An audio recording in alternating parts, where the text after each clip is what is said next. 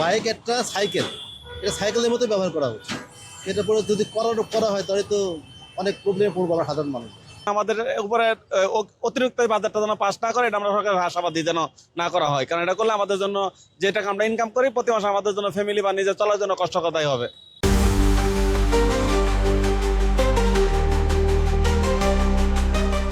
দেশে প্রথমবারের মতো মোটরসাইকেলের উপর অগ্রিম আয়কর নেওয়ার সিদ্ধান্ত নিতে যাচ্ছে সরকার।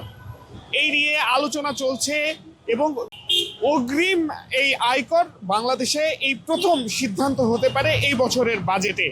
এই প্রস্তাবনাকে সাধারণ বাইক চালক কিংবা বাইক মালিকরা কি ভাবছে সেটি জেনে আসবো বাংলা নিউজের মত দ্বিমত বিশেষ আয়োজনে। সঙ্গে আছি আমি আজবার রাজ।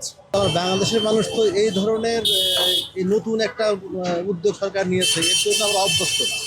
আসলে বাইকের পরে বিশ্বের আরও অন্যান্য দেশ এরকম করার করেছে কিনা আসলে আমাদের জানা নাই। তবে বাঙালির আমাদের গরিব রাষ্ট্র হিসেবে আমাদের উপর এটা জুলুম করা হয়ে যাবে, এক হিসেবে জুলুম করা হয়ে যাবে। বাইক একটা সাইকেল, এটা সাইকেলের মতো ব্যবহার করা উচিত। এটা পরে যদি করা হয় তাহলে তো অনেক প্রবলেমে পড়বো আমরা সাধারণ মানুষ। এটাই বলা যায়। সরকারের এই ব্যাপারটা একটা সিদ্ধান্ত চেঞ্জ করা উচিত আমি মনে করি। যখন বাইরে থেকে ইম্পোর্ট করে নিয়ে আসে বাইকগুলা, তখন কিন্তু সরকারকে ট্যাক্স দিয়ে নিয়ে আসে। আমরা যখন বিআরটিতে লাইসেন্স করি তখন ট্যাক্স টোকেন কিন্তু আমাদেরকে অবশ্যই দেয়। তো এই ট্যাক্স টোকেনটা কী ট্যাক্স টোকেন?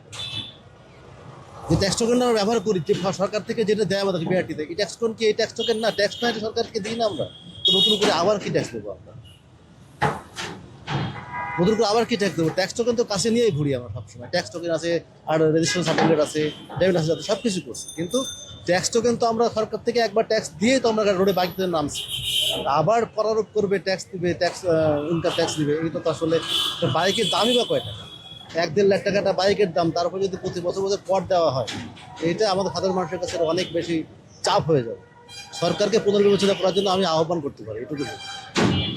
সাধারণত আমরা তো বাইকের রোডে চলার জন্য পারমিট নিয়েছি, ট্যাক্স তো আমরা দিয়ে থাকি। রোডে আমরা চলার জন্য তো অলরেডি আগে থাকতে আমরা দিয়ে দিছি। এখন বর্তমানে এটা যদি সরকার নতুনভাবে আয় করে তাহলে তো এটা আমাদের জন্য গ্রহণযোগ্য না। আমরা চাচ্ছি এটা অবিলম্বে বন্ধ করা হোক, এটা আমরা চাচ্ছি না।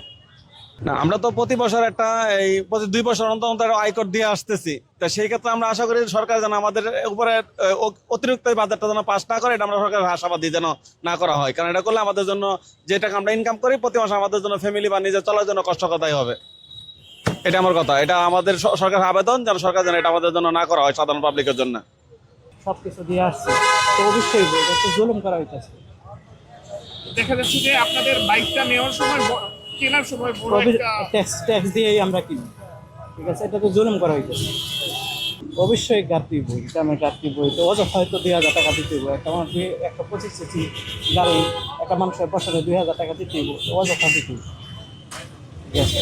এটা না করেই সবচেয়ে বেটার। যে গাড়ি কিনতে ট্যাক্স লাগবে না, আয়কর নিয়ে সমস্যা নাই। মানে একটা গাড়িতে কয় ধরে আয়কর নিব, ট্যাক্স দিয়েই তো আমরা গাড়ি কিনি।